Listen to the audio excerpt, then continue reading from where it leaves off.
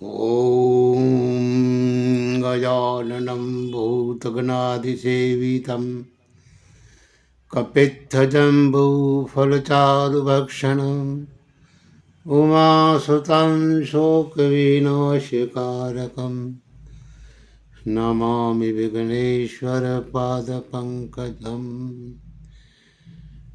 श्री गणेश जी के चरणों में मेरा नमस्कार है। जो सभी कार्यों में होने वाले विघ्न बाधाएं अपने आप ही दूर कर देते हैं और इस सृष्टि के पालन करने वाले भगवान विष्णु जी को भी मेरा नमस्कार है, जिन्होंने इस पृथ्वी पर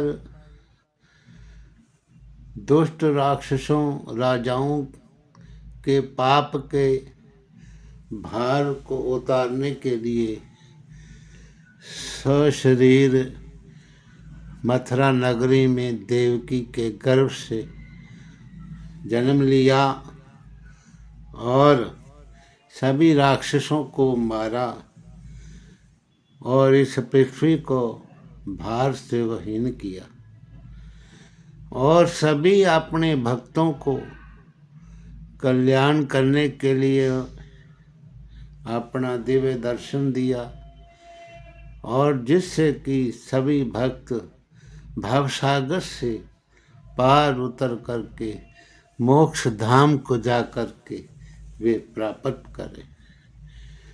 तो अब आप श्रीमद् महाभागवत पुराण, जो कि बहुत ही पुण्य पवित्र पापों को नाश करने वाला है, इसकी कथा नवम स्कंद 23वें अध्याय की सुनो और इस कथा को पूर्ण रूप से और श्रद्धा भक्ति भाव से सुने, बीच में मत छोड़ा करें।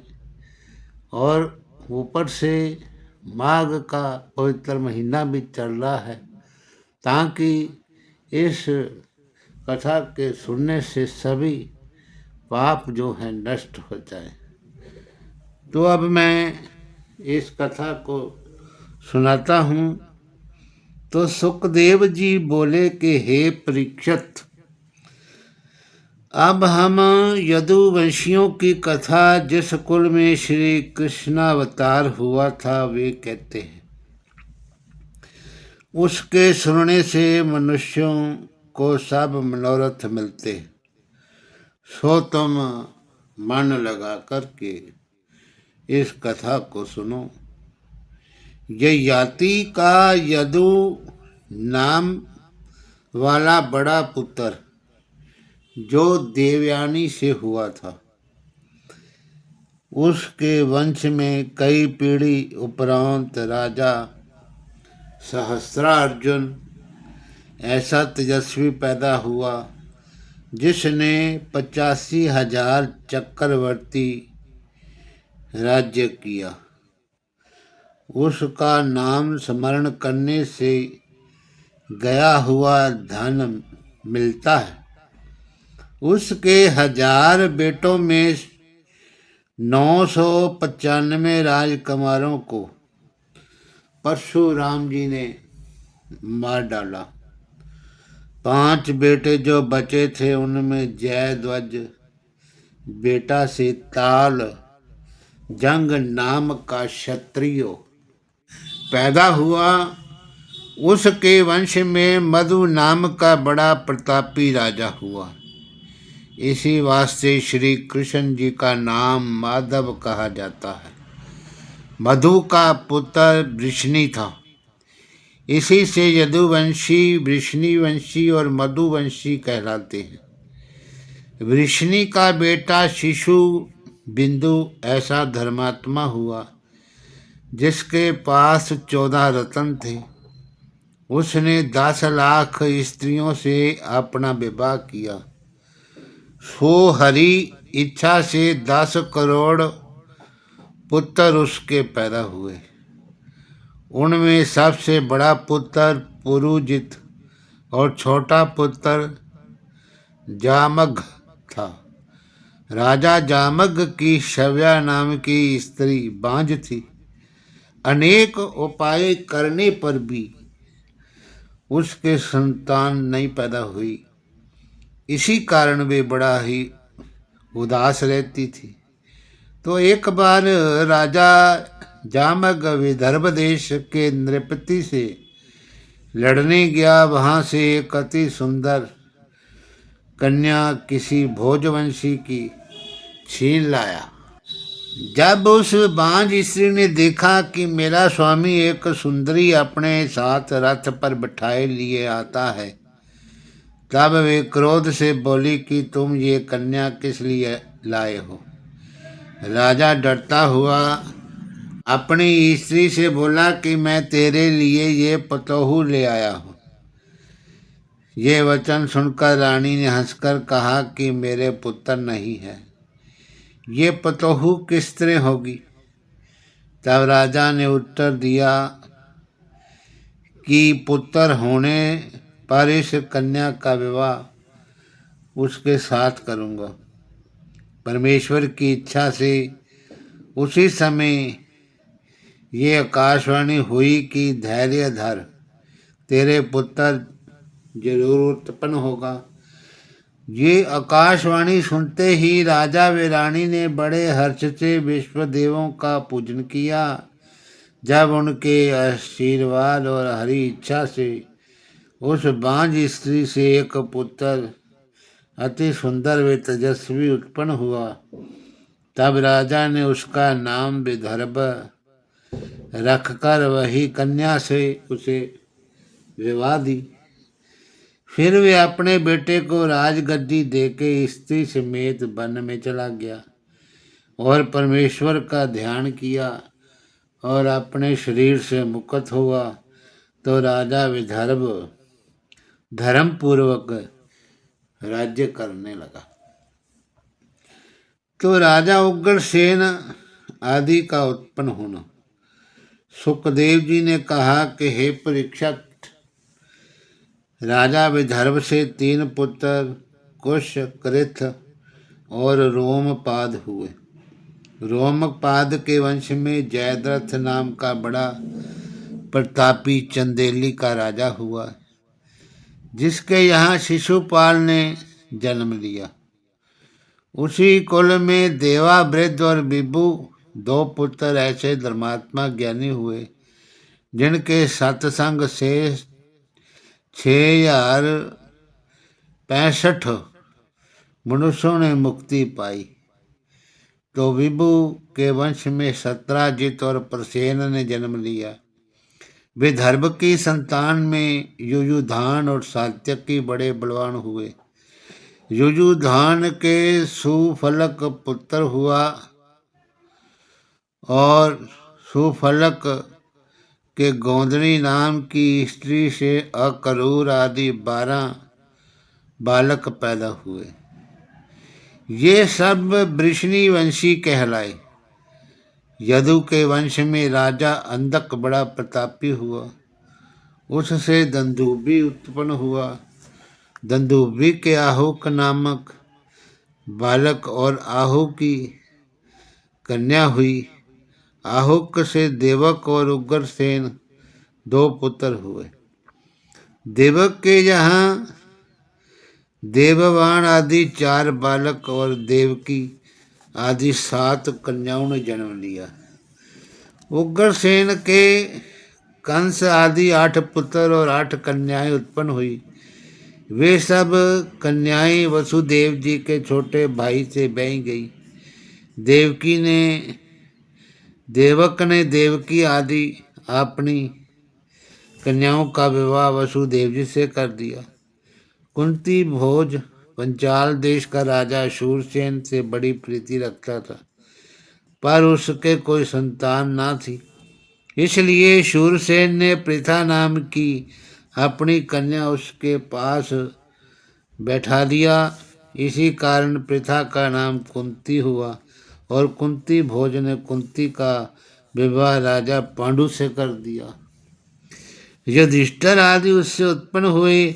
जब कुंती ने बालापन में दुर्वासा ऋषिवर को अपनी सेवा से प्रसन्न किया, तब ऋषिवर ने एक देवाहूत मंत्र कुंती को ऐसा सिखला दिया कि जिस मंत्र के पढ़ने से देवता चले आवे।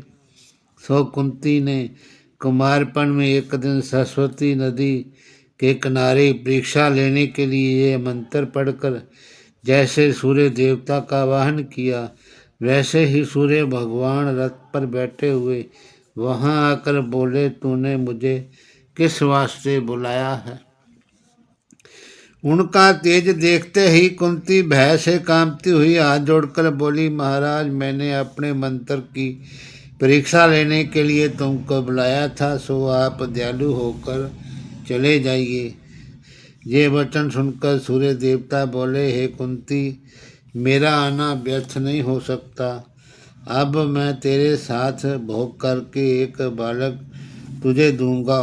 ये वचन सुनते ही कुंती ने विनय किया कि हे महाराज, अभी तो मेरा ब्याह नहीं हुआ, पुत्र होने से मेरी निंदा होगी। ये सुनकर सूर्य भगवान बोले कि हे कुंती, धैर्य धर, तेरा लड़कपन ज्यों का त्यों बना रहेगा। ऐसा कहकर सूर्य देवता कुंती से भोग करके अपने स्थान पर चले गए।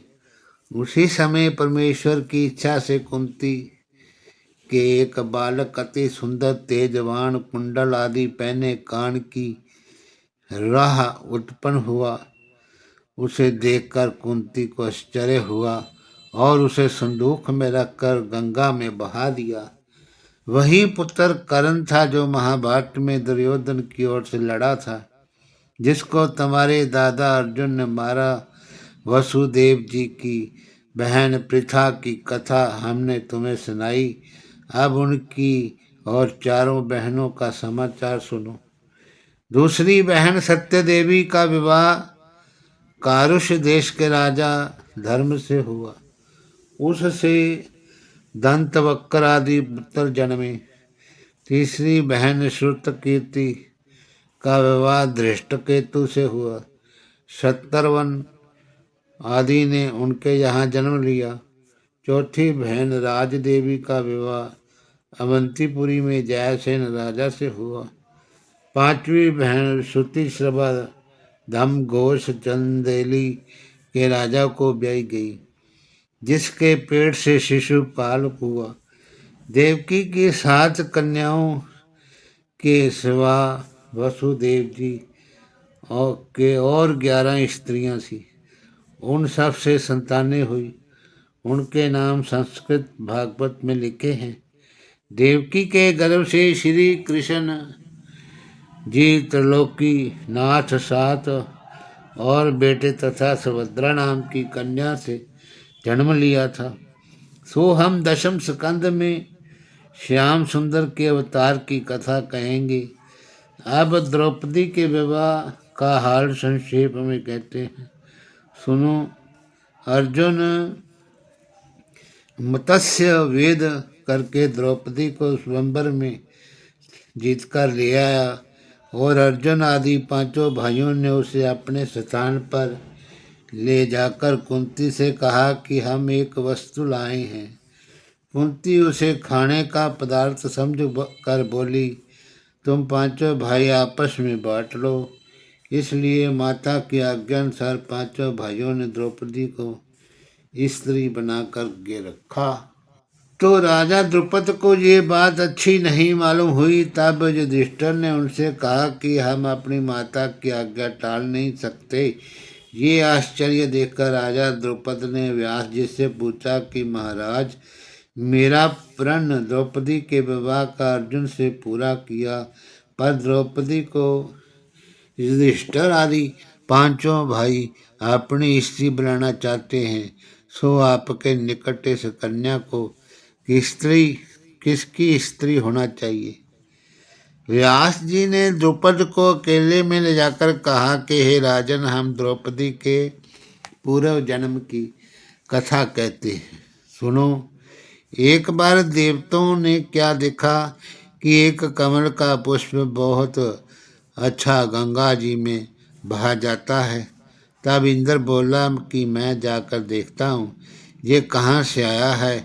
जब इंद्र उस फूल का हाल मालूम करता हुआ जहाँ से गंगा जी का पानी निकला वहाँ पहुँचा तो क्या देखा कि अति सुंदर स्त्री खड़ी हुई रोती है और उसके आंसू गंगा में गिरने से पुष्प बनकर बहते हैं। ये हाल देखते ही इंद्र ने आश्चर्य मानकर उस शिष्य से पूछा तू कौन है। ये सुनकर वे बोली कि मैं एक जगह चलती हूँ तो भी साथ आ तो मेरा हाल तुझको मालूम होगा। ये बात कह के वे स्त्री आगे चली। इंद्र भी उसके साथ एक पर्वत पर चढ़ गया। वे क्या देखा कि एक पुरुष और स्त्री अति सुंदर वे तेजमान रत्न जड़ित सिंहासन पर बैठे हैं, आपस में कुछ खेल रहे हैं। जब उस पुरुष ने इंद्र को देखा उसका कुछ सम्मान नहीं किया। तब इंद्र ने अभिमान से मन में कहा कि मैं सब देवताओं का राजा हूँ, तुमने मेरा कुछ आदर नहीं किया।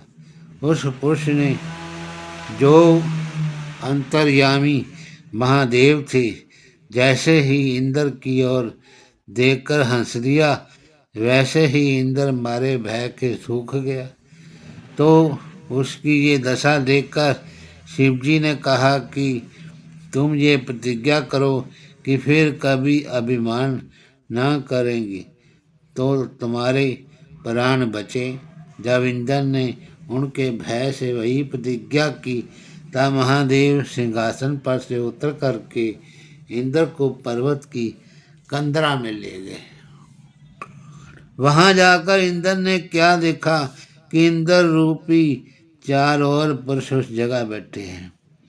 उनको देखते ही इंद्र घबराकर उसी जगह मारे भय के चुपचाप खड़ा हो गया। तब शिवजी ने इंद्र से कहा कि जिस तरह तूने गर्व किया उसी तरह इन चारों मनुष्यों को भी अहंकार हुआ था, इसी कारण ये लोग कंदरा में बंद हैं। मनुष्यों को भी अहंकार नहीं करना चाहिए। तो अब मैं नारायण जी से चाहता हूँ कि तुम इन चारों समेत संसार में जाकर जन्म लो। ये शाप सुनते ही चारों मनुष्य शिव जी के चरणों में गिरकर अति विलाप करने लगे। तब भोलानाथ ने कहा कि तुम लोग संसार में जन्म लेकर शुभ कर्म करोगे और बड़े बलवान होगे। तुम्हारे हाथ से बहुत शूरवीर युद्ध में मारे जाएंगे। ये सुनकर उन्होंने विनय किया कि हे महाप्रभु आपकी आज्ञा अनुसार हमारा जन्म मृत्यु लोक में अवश्य होगा, पर ऐसी कृपा दया कीजिए जिसमें देवताओं के वीर्य से मनुष्य तन पावें। तो शिवजी ने कहा बहुत अच्छा, ऐसा ही होगा। इसलिए वे पांचों धर्मराज, पवन, इंद्र और अश्विनी कुमार देवताओं के वीर्य से युधिष्ठिर, भीमसेन, अर्जुन, नकल और सहदेव नाम से उत्पन्न हुए। तो जिस स्त्री के साथ इंद्र पर्वत पर गया था उस माया रूपी स्त्री से शिवजी ने कहा कि तू भी मनुष्य तन में पैदा होकर इन पांचों की पत्नी होगी। सो हे राजन वही स्त्री आकर तेरे यहाँ द्रौपदी नाम की कन्या हुई और इन्हीं पांचों इंद्रों ने राजा पांडु के घर में जन्म लिया। सो तुम इस बात की कोई चिंता मत करो। ये हाल सुनकर राजा द्रुपद का संदेह दूर हुआ। कोई कोई ऋषिवर ऐसा लिखते हैं कि द्रौपदी ने महादेव जी का तप किया था। जब शिव जी ने प्रसन्न होकर उससे कहा कि तू क्या चाहती है, तब द्रौपदी ने 5 बेर पति पति अपने मुख से कहा। इसलिए महादेव जी ने उसको ऐसा वरदान दिया कि तू 5 मनुष्यों की स्त्री होगी। ये सुनकर द्रौपदी बोली, महाराज, मैंने 5 पति होने के लिए तुम्हारा तप नहीं किया था। तब शिव जी ने कहा कि तूने 5 बेर अपने मुख से पति मांगा, इसलिए मैंने तुझको 5 स्वामी दिए। कदाचित एक बार कहती तो हम तुझे एक पुरुष देते। अब जो वचन मेरे मुख से निकला वे फिर नहीं सकता। तू धैर्य रख, तेरे 5 पति आपस में झगड़ा नहीं करेंगे। तेरे भाग्य में इसी तरह लिखा था। कोई कोई महापुरुषों ने ऐसा भी कहा कि एक गऊ रास्ते में चली जाती थी और 5 सांड उस गऊ के पीछे दौड़े दौड़े जाते थे। सो द्रौपदी ये देखकर हंसने लगी। तब उस गऊ ने द्रौपदी को श्राप दिया कि तू मुझे देखकर हंसती है, इसीलिए तू भी 5 पुरुषों की स्त्री होगी। इसी कारण द्रौपदी के 5 पुरुष थे। हरि ओम तत्सत। नमो नमः। श्री कृष्ण गोविंद हरे मुरारी, हे नाथ नारायण वासुदेव।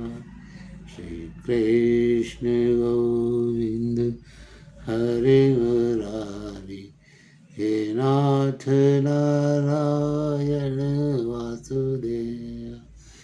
हे नाथ नारायण वासुदेव, हे नाथ नारायण वासुदेव। श्री कृष्ण गोविंद हरे मुरारी, हे नाथ नारायण वासुदेव। श्रीमन्नारायण नारायण नारायण, श्रीमन्नारायण नारायण नारायण, श्रीमन्नारायण नारायण नारायण, श्रीमन्नारायण नारायण नारायण, श्रीमन्नारायण नारायण नारायण, श्रीमन्नारायण नारायण नारायण, श्रीमन्नारायण नारायण नारायण, श्रीमन्नारायण